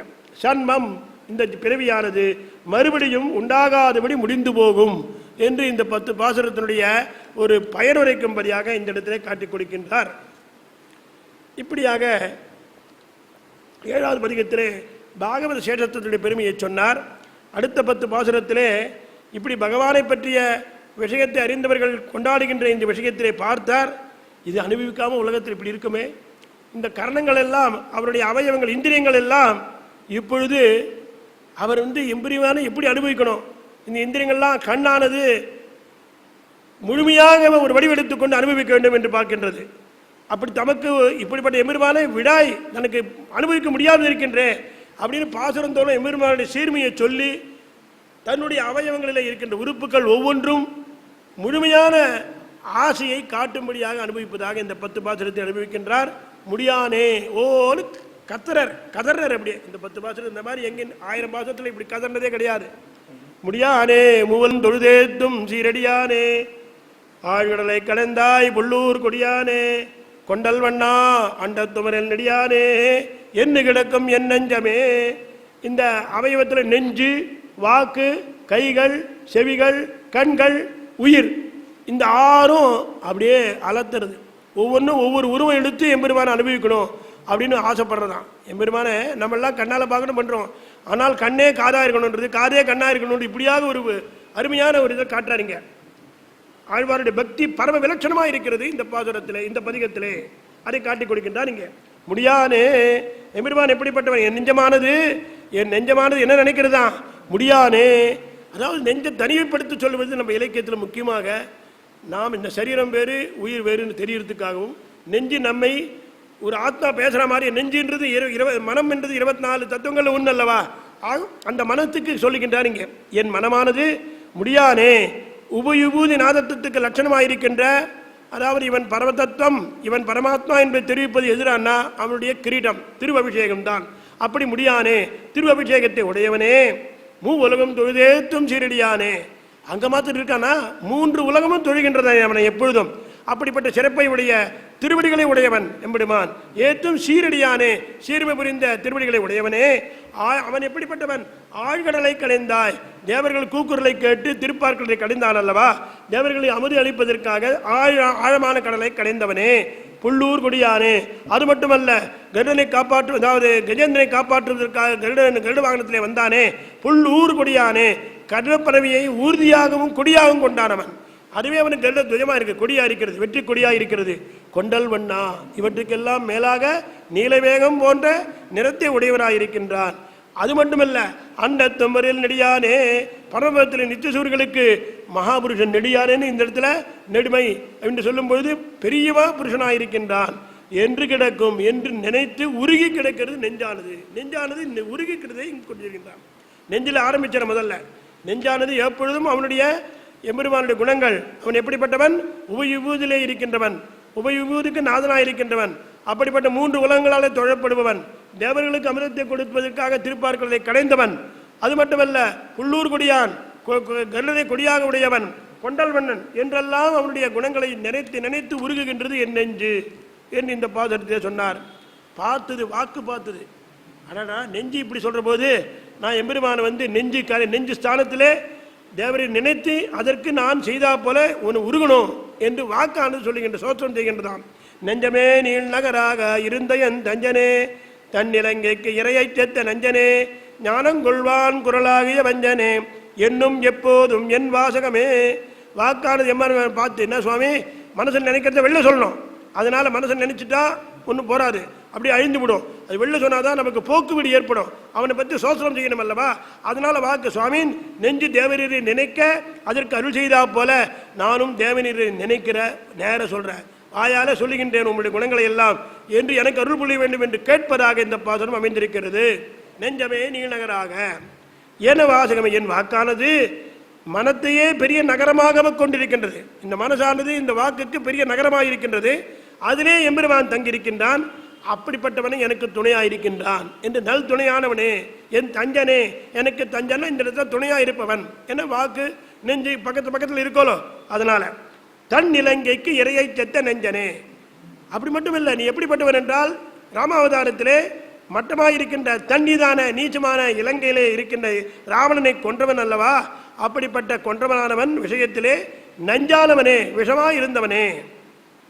ஞானங்கொள்வான் குரலாகிய வஞ்சனே. இன்னொரு விஷயம், இன்னொரு அவதாரத்தையும் காட்டுற. திருவிக்கிர அவதாரத்திலே வாமனனாயிருந்த பொழுது மாவரி இடத்திலே பூமியை கொள்ளும் முருட்டு வாமனிடம் கேட்டாய் அல்லவா. ஞானம் கொள்வான், ஞானத்தை கொள்வதற்காக அர்த்தம், கொள்வதற்காக பூமியை கொள்வதற்காக வாமனமூர்த்தியாக இருந்து வஞ்சனே என்று சொல்லுகின்றார் இங்கே. ஆக தஞ்சன் நஞ்சன் வஞ்சன் 3 இந்த பாட்டில். என்னும் எப்போதும் என்று எப்போதும் சொல்லுகின்றது, என்ன வாக்கானது சொல்லுகின்றது என்று இந்த இடத்துல 2 அவதாரங்களை காட்டி நம்மை மெய்ப்பிக்கின்றார் இங்கே. அடுத்த பாசுரத்தில் பார்த்தது கை பார்த்தது, வாக்கு இப்படி சொல்லிட்டு நம்ம கையினால தானே எல்லாம் நடக்கணும், அதனால் தன்னுடைய ஆசையை காட்டுகின்றது இங்கே கை. வாசகவே தருள் செய்யும் வானவர்தம் நாயகனே, நாளிலன் திங்களை கோள் விடுத்து வே அகம்பால் வெண்ணை தொடுகுண்ட ஆனாயர் தாயவனே, என்று தடவும் என் கைகளே. என் கைகளானது என்ன பண்ணுறது தெரியுமா?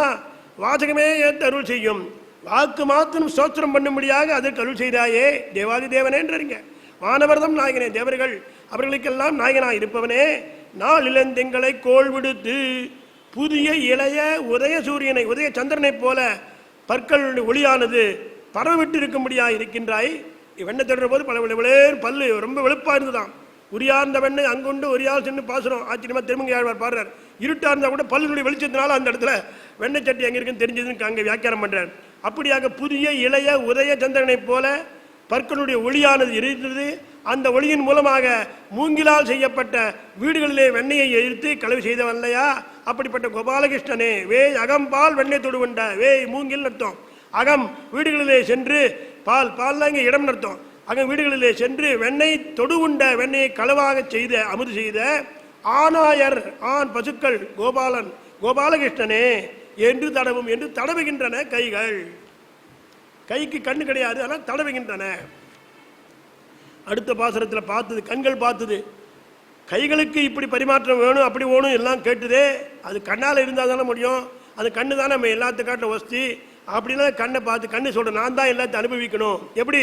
கைகளால் ஆற தொழுதொழுது உன்னை வைகளும் மாத்திரை போதும் ஓர் வீடின் நீ பைகொள் பாம்பேறி உரைபரனே உன்னை மெய்கொள்ள காண விரும்பும் என் கண்களே. என்னுடைய கண்கள் நம்மாழ்வார் சாதிக்கிறார். என்னுடைய கண்களானவை படம் கொண்ட திருவனந்தாழ்வான். அவன் எப்படி இருக்கின்றான்? அவனுடைய பணமானது அப்படியே அந்த படம் எடுத்துக் கொண்டிருக்கிறான் திருவனந்தாழ்வான். அதன் மேலே படுத்துக் கொண்டிருக்க முடியாதவன் பரமபுருஷன். அரவத்த வழியினோடும் அழைய பார்க்கலோடும் அழைய பாவையும் வந்து சொல்றார். அப்படியாக திருவனந்தாழ்வான் மேலே பள்ளி கொண்டிருப்பவனே, உன்னை கைகளால் ஆற தொழுது தொழுது தேவரீரை கைகள் ஆற கைகள் முழுமுடியாக பரிபூர்ணமாக வணங்கும்படியாக செய்து வைகளும் எப்பொழுதும் நாள்தோறும் மாத்திரை போதும் மாத்திரை க்ஷணகாலம் இடைவிடாமல் ஓர் இடை வீடின்றி ஓர் இடை இல்லாமல் உன்னை மெய் கொள்ள காண உன்னை மெய்யாகவே காணும். கண்ணால் தான் பார்க்க முடியும். உன்னை மெய் கொள்ள காண மெய்யாகவே உண்மையாகவே இன்னொரு திருமேனியோடு காணவே விரும்புகின்றன என்னுடைய கண்கள் என்று சொல்லுகின்றார். இங்கே அடுத்ததாக பார்த்துன்றது கைகள் பார்த்துதே. காணவும் வேணும் கேட்கவும் வேணும் இல்லையா? வேணும் கண்ணால் போருமா அப்படின்னு செவிகள்லாம் என்ன சொல்லித்தான்? கண்களால் காண வருங்குலன் ஆசையால் மண் கொண்ட வாமனன் ஏற மகிழ்ந்து செல் பண் கொண்ட புள்ளின் செரவொலி பாவித்து தின் கொள்ளவோர்க்கும் கிடந்து என் செவிகளே. காணவும் வேணும் கேட்கவும் வேணும் என்று செவிகளானது ஆசைப்படுகின்றன. கண்ணாலையும் பார்க்கணும். கொஞ்சம் பேர் காதில் கேட்டுட்டே இருப்பான், கண்ணு பார்த்துட்டே இருக்கும். அவனை பார்க்காது. என்னப்பா என்ன பார்க்கலன்னா இல்லை கேட்டு கண்ணு என்னமோ பார்த்துட்டே இருக்கும். காது இவன் தான் கேட்டுட்டு இருக்கோம் இல்லையா? பாடல்கள் நிறைய கேட்டுருப்பா, கண்ணை பார்த்துட்டே இருக்கும். என்ன என்ன பார்க்கல என்ன பார்க்கவே இல்லை கண்ணு. அது அப்படி ஆகிவிடுது. செவிகள் காணவும் வேணும் கேட்கவும் வேணும் என்று செவிகள் ஆசைப்படுகின்றன. செவிகள் என்று இந்த இடத்துல எழுவாய் முதலில் சொல்லப்பட்டது காரணம் என்ன என்றால், செவிகளுக்கு ஆசை உண்டாடுது. ஆசையாகவே செவி சீக்கொண்டு ஆசை அந்த மாதிரி அளவுக்கு எடுத்து போறார் காஞ்சி சுவாமி. செவிகளானவள் தம்முடைய கண்ணுக்கு முளைக்க வேண்டும் என்று கண்களாக முளைக்கணும். செவியானது கண்ணாக இருந்தால் எப்படி பார்க்கணும் அப்படி பார்க்கணும் என்ற ஒரு ஆசையை காட்டுகின்றார் இந்த இடத்துல. என் செவிகளானது என் காதுகளானவை கண்களால் காண வருங்கொல், கண்களாலே காணும்படி வருவான் என்று ஆசை. என்ன சுவாமி காது போய் இதெல்லாம் இப்படி ஒரு உருவகம் படுத்தலாமான்னு அந்த மாதிரி ஆச்சரியமா அனுபவிக்கிறாருங்க. செவியே கண்ணாகும்படியாக இருந்து அந்த கண்களால் காணவல்ல எப்படி இருக்குமோ அப்படி ஆசையினால் அந்த மாதிரி என்ன பண்ணணும்? மண் கொண்ட வாமனன் ஏற மகிழ்ந்து செல். மாவலியிடம் பூமியை கவர்ந்த வாமனன் தன் மீது ஏறுதலால் மகிழ்ச்சி செல்லுகின்ற அந்த கருடன், அந்த கருடன் மேலே ஏறி சென்றான் அல்லவா? அவன் எப்படிப்பட்டவன்? பண் கொண்ட சிறகொலி. அவனை கண்ணால் பார்க்கணும்னா பார்க்க முடியலன்னா செவினால் என்ன? ஓஹோ அவன் கருடன் மேலே வந்து கொண்டிருக்கின்றானா? அந்த கருடனும் தேவையில்லை, அதில் வருகின்ற எம்பெருமானும் தேவையில்லை. அந்த கருடனுடைய சிறகும் பார்க்க முடியாது. ஒலி காதில் விழுதான். சிறகொலி பண் கொண்ட பொருளின் சிறகொலி பாவித்து. என்ன எப்பேற்பட்ட ஒலி! ருக்கு எதிர் சாம 3 பேரும் எல்லா பேரும் அவனே அல்லவா? கருடாழ்வான். ஆகையாலே சாமவேத ஸ்வரமாக இருக்கின்ற அந்த சிறகினுடைய ஒளியை நினைத்து கிடந்து பரவசமாய் கிடந்து தின் கொள்ள ஒக்கும் உறுதியாக இருப்பதற்கு நிற்கும். ஆஹா நம்ம எம்பெருமான் அனுபவிக்கிறோம் என்று செவிகளானவள் இருக்கும் என்பதை காட்டிக் கொடுக்கிறார் இங்கே. அடுத்ததாக இந்த உயிர், நம்முடைய உயிரானது உன்னுடைய கீர்த்தியை கேட்க வேண்டும் என்று விரும்புகிறது. செவிகளால் ஆரன் கீர்த்தி கனையென்னும் கவிகளே கால பண்டேன் உரைப்பத்துற்று புவியின் மேல் பொன்னொடும் சக்கரத்து உன்னையே அவ்வெண்ணி ஆதரிக்கும் எனது ஆவியே. ஆவி உயிர் ரெண்டு ஒன்றுதான். என்னுடைய ஆவியானது என்னுடைய பிராணனானது நின் கீர்த்தி கனி என்னும் கவிகளே, உன்னுடைய கீர்த்தியாகிற பழம் என்று சொல்லும்படியாக இருக்கின்ற கவிகள் இருக்கின்றனவே, அதாலே காலத்தும் பொல்லாக ஏற்ற வேண்டும். பண்களாகிற தேனிலே மிகவும் செறிய கலந்திருக்க வேண்டும். அப்படிப்பட்ட கலந்திருந்து காதுகளில் பூர்ணமாக அனுபவிக்க வேண்டும். அப்படிப்பட்ட பூமியின் மீது அழகிய திருவாழியை உடையவனே, உன்னை இடையறாமல் விரும்ப வேண்டும் என்று உயிரானது அந்த எம்பெருமானை பெற்றதாக அனுபவிக்கின்றார். இங்கே இப்படி மகா பாபியாயிருக்கின்ற என் நெஞ்சிலே கூட விடாய் தீர்க்க பெற்றிலேன் நான் என்று நம்மாழ்வார் ஆசைப்பட்டு கதறார்.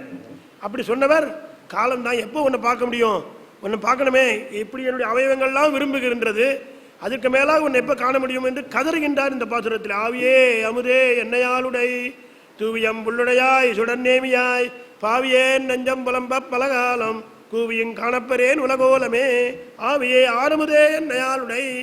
கதறர் அப்படியே, மகா பாபியாயிருந்த என் நெஞ்சிலே நான் நினைத்த பிரகாரம் உன்னை பார்க்க முடியவில்லையே. எப்படி குழந்தைகளானவர்கள் பசி மீறிந்தும் கொடுக்க முடியாமல் தாய் தந்தைகள் துவைப்பார்களோ, அப்படி தம் இடமும் பசியும் ஒன்றாக இருக்கிறது காட்டுறாருங்க. உயிரை விட்டு தரிக்க இருக்க முடியுமா? முடியாது.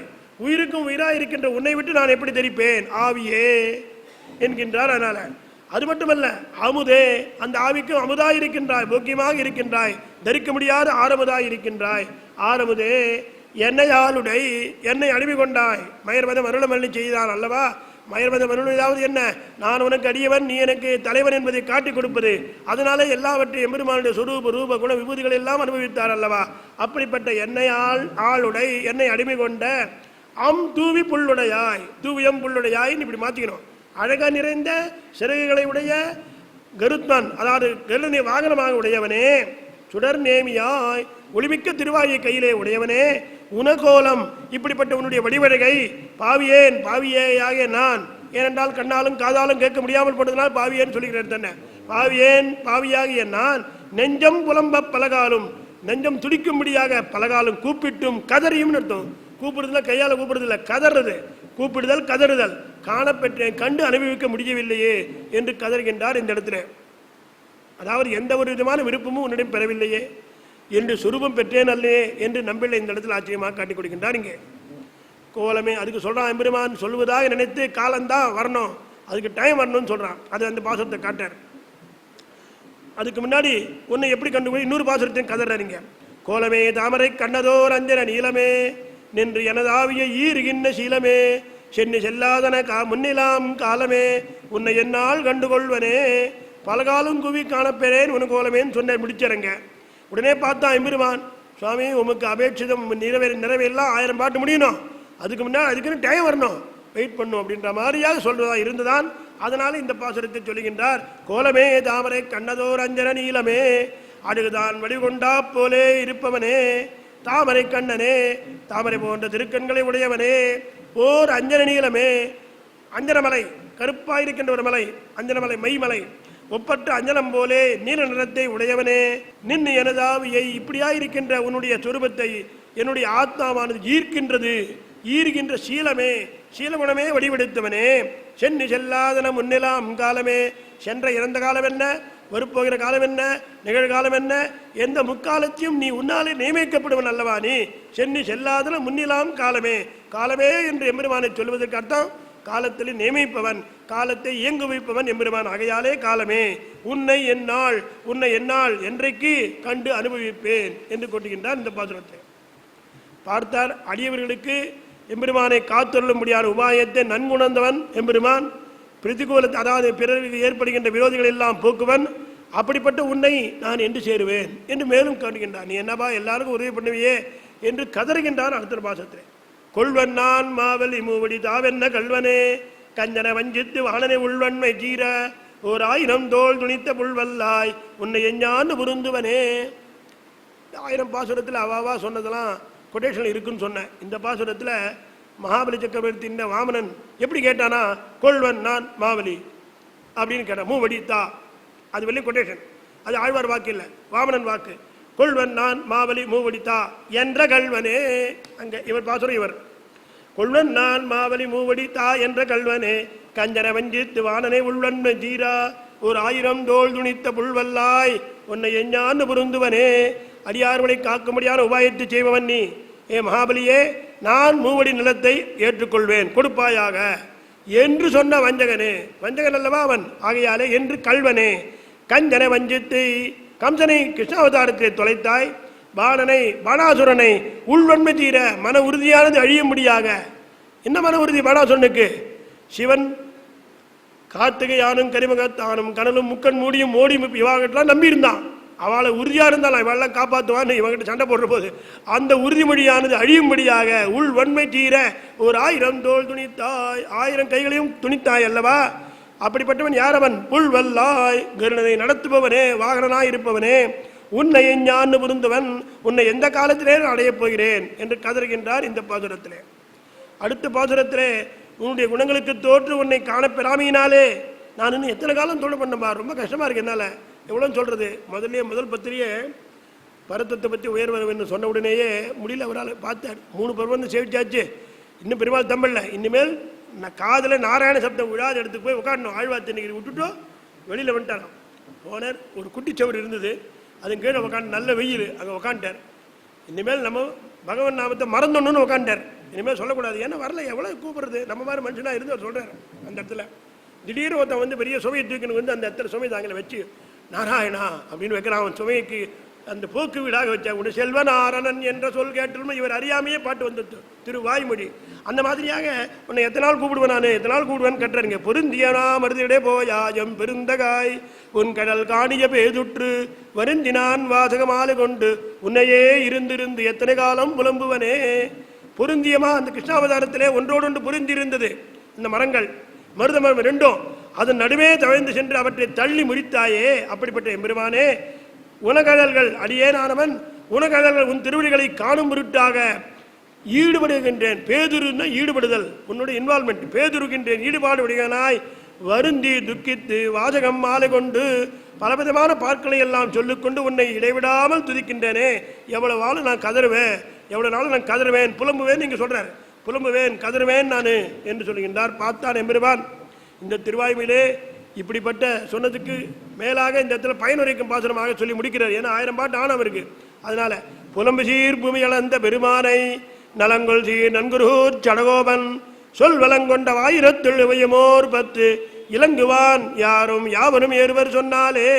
இந்த திருவாய்மொழியிலே இயல் மாத்திரத்தை தெரித்தவர்கள் யாராயிருந்தாலும் கூட, இதிலே நம்பிக்கை ஆசம்சம் இல்லாதபடியாக அனுபவித்தாலும் கூட திருநாட்டிலே செல்வர்கள், பயனுரைப்பர்கள். அப்படியே இயல் சொல்லாத கூட போயிடலாம் அப்படின்ற. அதனால எல்லாரும் போயிடுவார் அர்த்தம் இல்லை. அவ்வளவு பிராதானியம் உடையது இந்த திருவாய்மொழி என்பதை காட்டுகின்றார். இங்கே புலம்பு சீர் பூமி அளந்த பெருமான் திருக்குறவதாரம் செய்தார். மாமவதாரம் சொன்னோம், அனைவரும் கொண்டாடுவதற்கு முடியாத திருக்குணங்களை உடையவன். புலம்பு சீர், புலம்புகின்ற, அதாவது திருவிக்கிரமதார குணத்தில் அரண்யார சேடத்தும் எல்லாம் வருதல்ல, அப்படியாயிருக்கின்ற குணங்களை உடையவனாய் பூமி அளந்த பெருமானை, இந்த உலகத்தை அளந்த பெருமானை குறித்து நலங்கொள் சீர் ஞானம் பக்தி முதலிய எல்லாம் சிறப்பாக பெற்றிருக்கின்றார் நம்மாழ்வார். அப்படிப்பட்ட நன்குருகூர் சடகோபன் சொல் அருளி செய்யும்படியான இந்த வளங்கொண்ட மிக்க ஆற்றலை உடைய 1000 பாசுரங்களையும் இவையும் 10 இந்த ஒப்பற்ற இந்த 10 பாசுரத்தையும் சொன்னால் ஓதினால் யாவரும் இன்னார் இணையார் என்று இல்லாமல் எல்லாரும், அவன் இந்த கேட்டகரி அந்த கேட்டகரி கொஸ்டினே கிடையாது, என்ன சொல்லிட்டாரு இல்லையா, எல்லாரும் இலங்குவான் ஒளிமயமாக சோதிமயமான பரமபதத்தை இலங்குவான். வான் பரமபதம், இலங்குவான் விளங்குவான் விளங்குகின்ற பரமபதத்தை ஏறுவர் ஏறப்பெறுவர் என்று இந்த இடத்திலே பயனுரைக்கும் பாசனமாக சொல்லி முடிக்கின்றார் இங்கே. ஆக இந்த 8வது பதிகத்தில் இந்த சாரமான அர்த்தம் என்னவென்றால் 3:8:1 எம்பெருமான் திறத்து நெஞ்சு அதிகமான ஆசை கொண்டது. எம்பெருமானுடைய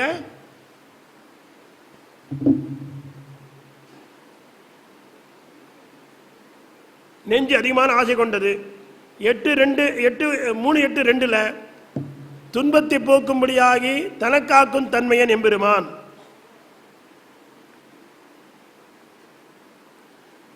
3:8:3 அடியார்களிடம் மையல் கொண்டவன். அந்த பாசுரத்தின் ஞாபகம் டக்குன்னு அதுபடியே எழுதலாம். 3:8:4 வந்து அடியார்களிடம் மையல் கொண்டவன், அடியார்களிடம் மையல் கொண்டவன். 3:8:4 அவதாரத்துக்கு மூலக்கிழங்கான ஆதிசேஷன் மேல் படுத்திருக்கும்படி நிலை. இந்த அவதாரம் எடுக்கணும்னா திருப்பார்க்கடல் பள்ளி கொண்டிருக்கான், அங்கேருந்து தான் எல்லா அவதாரம் எடுத்தான். அதை காட்டி கொடுக்கிறார் அந்த பாசுரத்தில். 3:8:5 பெரிய திருவினுடைய சிறகொலி. முக்கியமாக என்ன அர்த்தம்னா, வேதம் சாமவேதத்தினுடைய ஒலியானது கேட்கும்படியாக இருக்கின்றதை ஆழ்வார் இந்த பாசுரத்தில் காட்டியிருக்கின்றார். பண்கொலி சிறகின் ஒலிபாவித்துன்னு சொல்றார், பெரிய திருவடியின் சிறகொலி. 3:8:6 கையும் திருவாழியுமான அழகை காட்டுகின்றார் அந்த பாசுரத்தில். 3:8:6 கையும் திருவாழியுமான அழகு.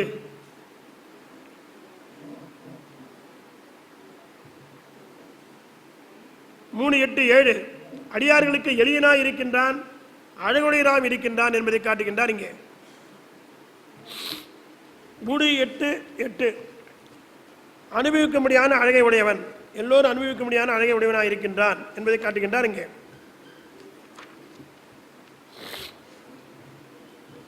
3:8:9 எல்லா விரோதிகளையும் போக்குபவன், எல்லா தடையும் போக்குகின்றான் அவன். பொருந்திய மாமரத்திலே போய் முன்னாடி முன்பாசனம், அதாவது கொள்வன் நாள் மாவலி மூடி தாவன் கல்வனே கஞ்சனை வஞ்சித்து மண்மனை செய்கிறேன், இதனாலே எல்லா விரோதிகளையும் போக்கினவன் அவன் எம்பெருமான். அடுத்த 10வது பாசகத்தில் தடையை எந்த சிரமம் இல்லாமல் போக்க முடியாத திருவடிகள், அந்த திருவடிகளே எல்லா தடையும் போக்கும். பொருந்தியமா மருந்திட போய் எம்பிருந்துக்காய், திருவடி தானே உதைச்சது. உன் கடல் காணிய பெயர்ந்துற்றார், உன்னுடைய திருவடி வீரக்கடல். அப்படிப்பட்ட வருந்தினால் வாசமலை கொண்டு பாடத்தில் திருவடிகளினாலே ஏற்படுகின்ற ஒரு நன்மையை காட்டுகின்றார் இங்கே. கடைசி பாசத்தில் பயனிறக்கும் படைய பதமாக பரவத்தை அடைவார்கள் என்று சொல்லுகின்றார் இங்கே.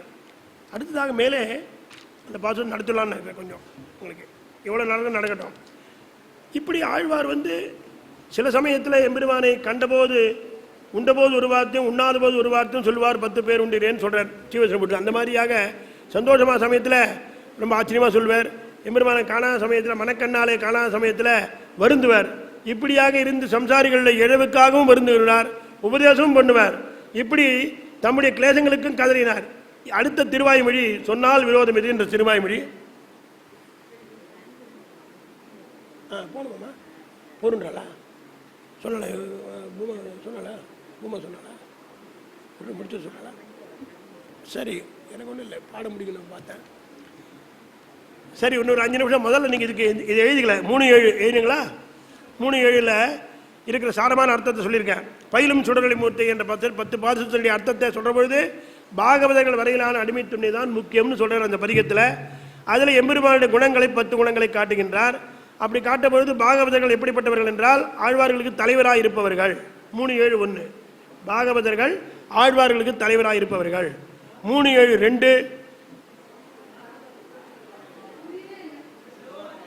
சரி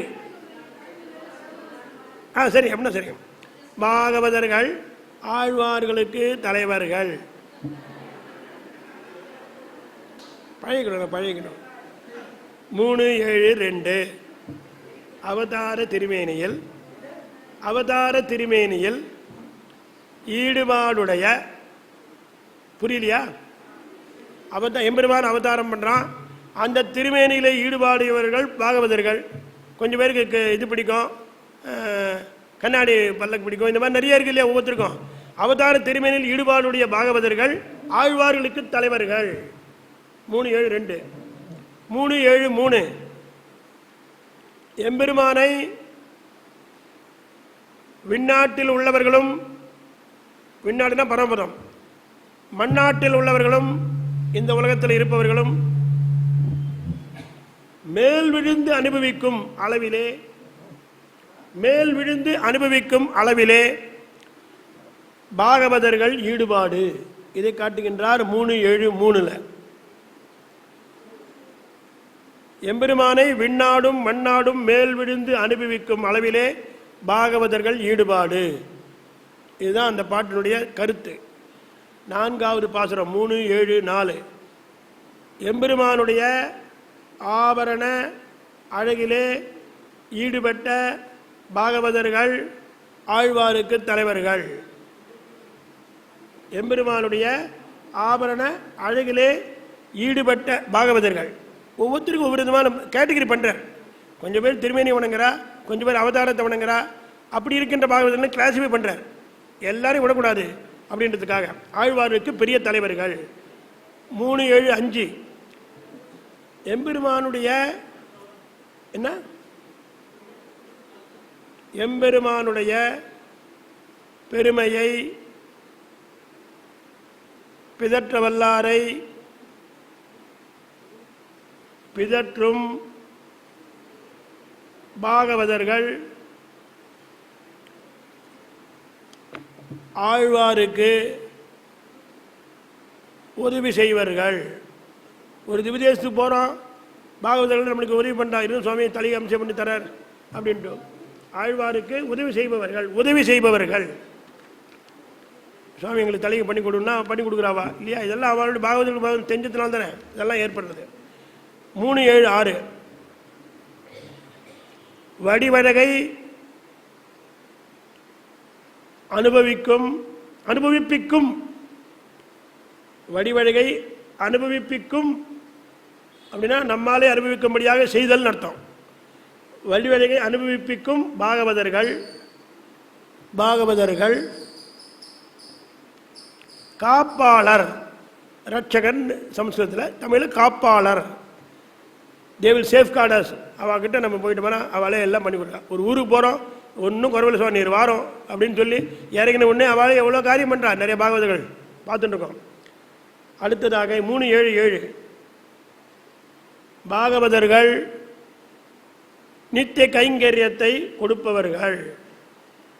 திருமலையில் புதன்கிழமை சாத்து மணிக்கு போனால் உள்ளுக்குள்ளே அனுப்பிச்சுடுறா, சுவாமி வாரம் இன்னைக்கு சகசல சாபிஷேகம்னு குடம் கையில் கொடுத்துருவா. இப்படிப்பட்ட கைங்கரியம் அது அங்கே பாகவதர்கள் நித்திய கைங்கரியத்தை கொடுப்பவர்கள். 3, 7, 8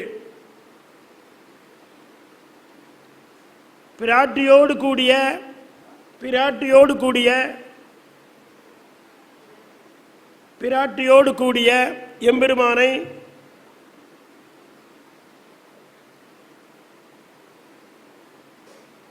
துதிப்பவர்களை பிராட்டியோடு கூடிய எம்பெருமானை துதிப்பவர்களை தன்னிடம் சேர்த்துக் கொள்ளுபவன். அப்படிப்பட்ட பாகவதர்களை எல்லாம் சேர்த்துக் கொள்கிறான் அவன். 3, 7, 9 தூமணி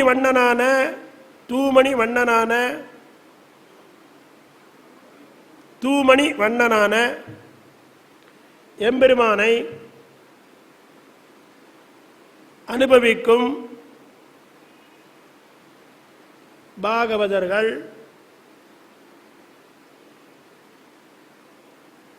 நம்முடைய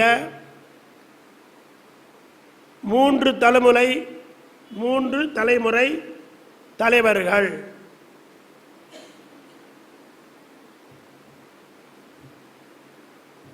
அடுத்து 3, 7, 10 ஆலிலையில் பள்ளி கொண்ட எம்பெருமானுக்கு அடியரானவர்க்கு நான் 7 தலைமுறை அடிமை. நம்ம சொல்றேன் 7 தலைமுறை அடிமை.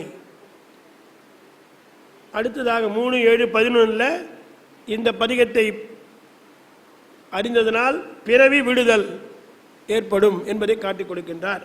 இப்படியாக பாகவதருடைய அடிமைத்தன்மை இந்த 10 பாசத்தை காண்பித்தார் சொல்லி முடித்தோம். இது அடுத்த கிளாஸ் பாடம். விரைவாக செல்ல வேண்டும் என்பதனாலே இப்போது வகுப்பை முடித்துக் கொள்கிறோம்.